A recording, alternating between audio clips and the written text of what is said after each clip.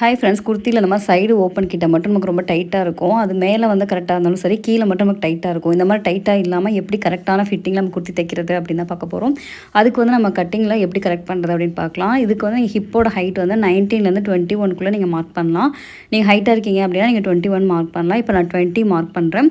இதுதான் வந்து hip length. இதில் வந்துட்டு நம்மளோட hip measurement, hip round, seat சுற்றளவு மார்க் பண்ண போகிறோம்.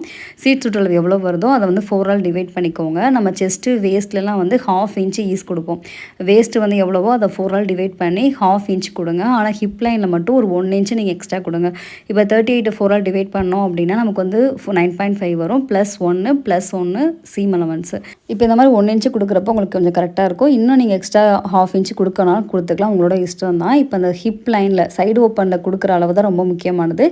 கீழே பாட்டம் லைனில் சைடு ஓப்பனுக்கு எவ்வளோ அளவு மார்க் பண்ணிங்களோ அதே கீழேயும் மார்க் பண்ணிக்கோங்க. அப்படி இல்லைனா ஒரு 1 இன்ச் எக்ஸ்ட்ரா மார்க் பண்ணிக்கோங்க. அது வந்து ப்ராப்ளம் கிடையாது.